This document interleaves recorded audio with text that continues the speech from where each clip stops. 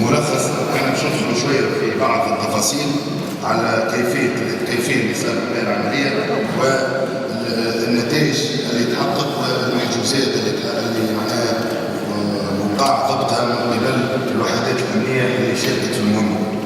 كما قلنا بالنسبه للعمليه انطلقت نتيجه عمليه استخباراتيه قامت بها الاداره الفرعيه لمجابهه الارهاب بالحرس الوطني بعد معلومات وصلت لها حول تواجد مجموعه ارهابيه في احد المنازل، وقع محاصره المنزل والقيام بالعمليه اللي ادت الى مقتل 7 عناصر ارهابيه، وقع التعرف تقريبا على 5 عناصر الى حد هذه حد الندوه الصحفيه، ومازال جاري التعرف على 2 عناصر اخرى ادت الى استشهاد بطل الحرس الوطني الوكيل عاطف الجبري واصابه 2 اعوان، عون ينتمي الى الوحده المختصه للحرس الوطني وعون ينتمي الى الفوج الوطني لمجابهه الارهاب تابع للاداره العامه لوحدات التدخل.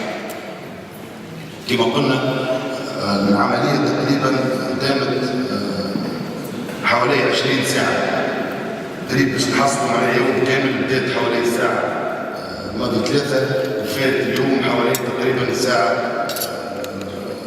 1 بعد الزوال. بالنسبه نحب نعطي شويه تفاصيل الوحدات بتاع الحرس الوطني والوحده المختصه للحرس الوطني اللي قامت بمحاصره المنزل وبحضور ممثل على النيابه العموميه. دخلنا في نيغوسياسيون مع العناصر الارهابيه، سمعنا بعض التعليق قالوا كيفاش ندخلوا في مفاوضات مع العناصر الارهابيه.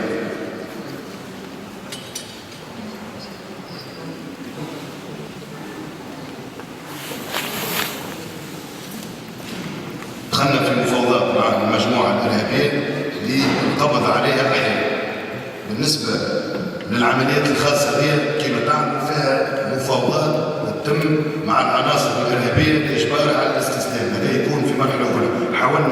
محاوله الوحدات بتاع الحرس الوطني اجبار المجموعه على الاستسلام، الا انهم رفضوا وصبرنا معهم طوال الليل. كان كل مره عنصر ارهابي يخرج بحزام ناسف ويحاول انه يفجر نفسه على الوحدات بتاع الحرس الوطني والفوج الوطني لمكافحه الارهاب، كان يحاول انه يخرج باش يقوم بعمليه تفجيريه يرمي روحه على العوام. هذا صار تقريبا المره الاولى على الساعه في اول الليل، ومره اخرى على الساعه 4 صباحا، مرتين كل عنصر ارهابي يخرج ويحاول انه باش يفجر روحه. وكانت الوحدات بتاع الحرس الوطني والفوج الوطني لمكافحه الارهاب يتعاملوا مع المجموعه، ومما ادى في الاخير الى مقتل جميع عناصر المجموعه الارهابيه. زاد فما معلومه اخرى انه معناها فما عنصر ارهابي اخر تحصل هنا موجود في الصوره المنزل، معناها فما منزل تحصلوا به 6 عناصر ارهابيه، ومنزل مجاور تحصل به عنصر ارهابي كذلك. وقع التعامل معه بكل دقيقه طبعا وقع التعامل معه من قبل الفوج الوطني، هذا العنصر السابع الفوج الوطني لمكافحه الارهاب، وتم القضاء عليه بالرغم من المفاوضات حول اجباره حي. معناها جميع عناصر المجموعه صبرنا عليهم، حاولنا انه نقبضوا عليهم احياء، وعندنا معناها كان كل شيء موثق، صبرنا حاولنا انه نشدوهم، لكن كان فما تعنت كبير ومعناها كان فما مقاومه كبيره، ومما ادى الى التدخل بكل قوه، وتم القضاء على كل عناصر المجموعه الارهابيه. ثم شريط تقريبا في 7 دقائق باش في ملخص معناها للعمليه الكل، وهو باش معناها نمر.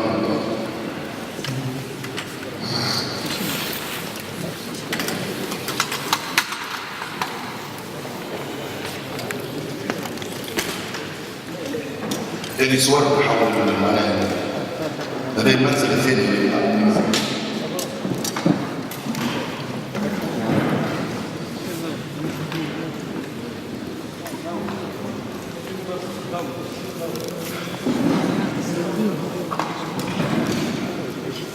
ناقص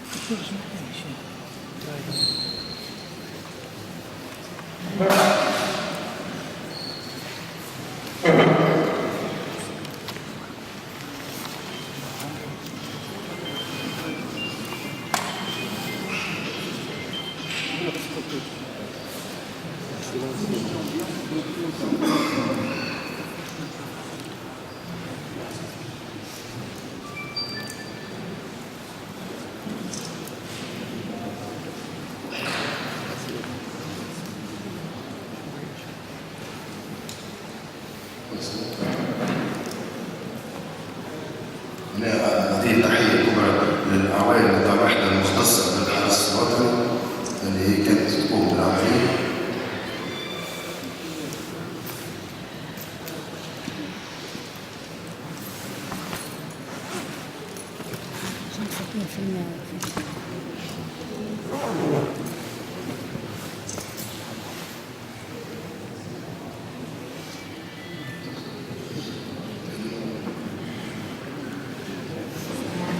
ناس تشهد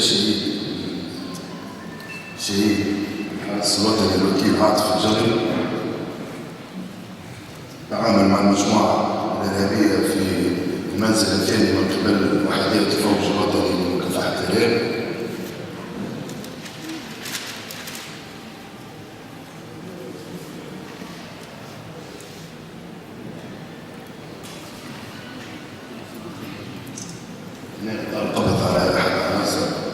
قضى على أحد عناصر المجموعة العنصر السابع اللي كان متحصن في المنزل الثاني.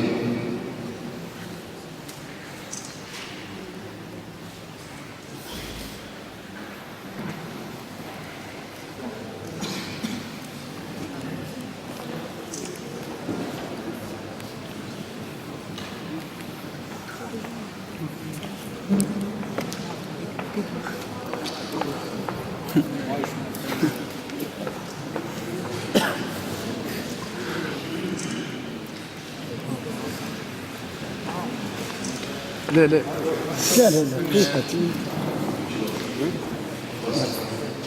تي خلها وصل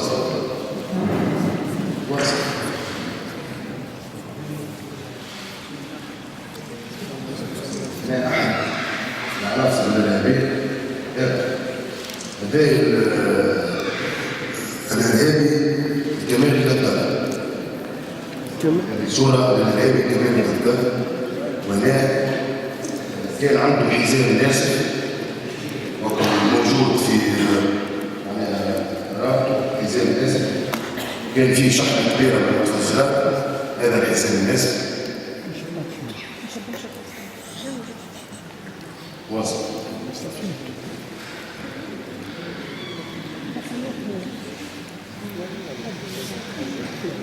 هنا نحن نعرف شوف معناها هذه الكيفية بتاع انه حاط حزام تعرفوها تقريبا هي طريقة تقليدية فيها شحنة متفجرة فما زوز صواعق كان بعملية تفجير حاول انه يخرج من المنزل بفضل الاستسلام وخرج من المنزل باش يحاول انه يفجر روحه على الاعوان اللي كانوا يقوموا بالعمليات.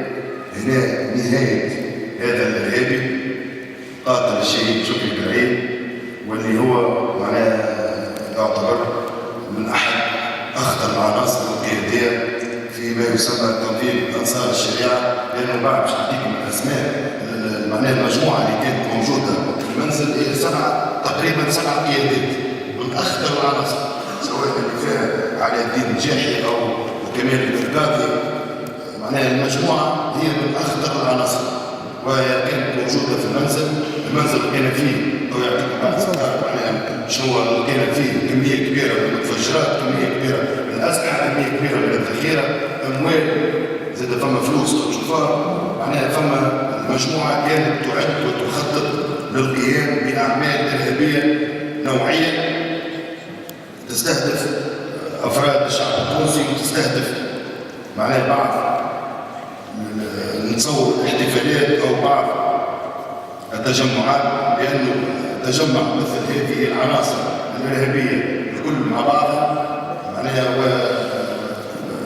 تمركزها، لأنه العناصر الموجودة نعطيكم فكرة حول اللي تعرف عليهم، هي من أخطر العناصر المصنفة وتعتبر قيادات بارزة في هذا التنظيم. هنا نشوفوا كمية كبيرة من الأموال وقت اللي جاي خارج معناها شوفوا معناها حتى كان عندهم كمية كبيرة من الأموال موجودة معاهم وصل. نقول 24 وينهم؟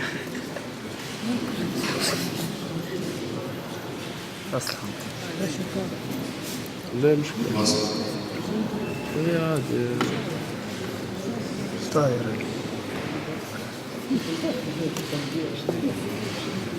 هذه صور من العناصر الإرهابية. احنا في وقت من الأوقات خممنا إنه ما نعدوش الصور بتاع ليكادر، لكن معناها في يلزم معناها خاطر لأنه فما العديد من المرات نسمعوا تشكيك والتشكيك في هذه المؤسسة، وكان سيد الوزير تعرض للموضوع أو نوريو الصور باش يكونوا عبرة وباش يكونوا يعرفوا نهاية كل إنسان يحاول إنه يخطط شر لهذا الوطن ويحاول إنه يقلب كما يتصور هو إنه باش يبدل النظام عايش التوانسة وباش يستولي على الحكم بالقوة وباش يعمل دولة وباش يحاول إنه معناها يجيب أسلحة ماهيش أسلحة تاع معناها أسلحة بسيطة، جاي قذايف وجاي معناها هذايا المنزل هذه الأنظمة معناها هنا باش تفهموا إنه كان المنزل مفخخ وقت الوحدات الخاصة اللي دخلت المنزل أبوكم معناها تشوفوا معناها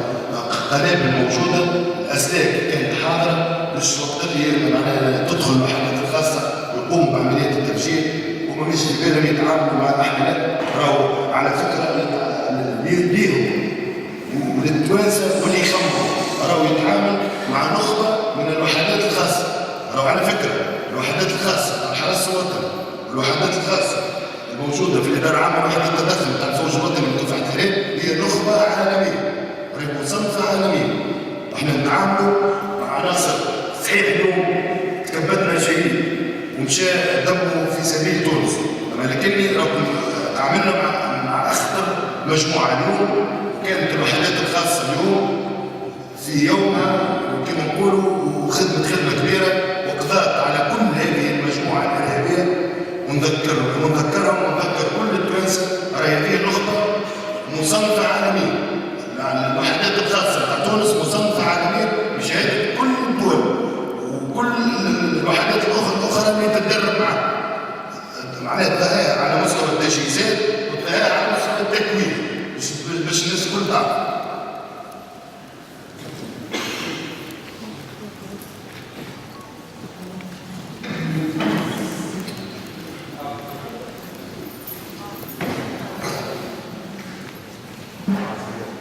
كذلك لقينا كمية كبيرة من الTNT والستارة قاعدة تعطينا معناها الحصيلة تاع المحجوز اللي كان كبير ورهيب.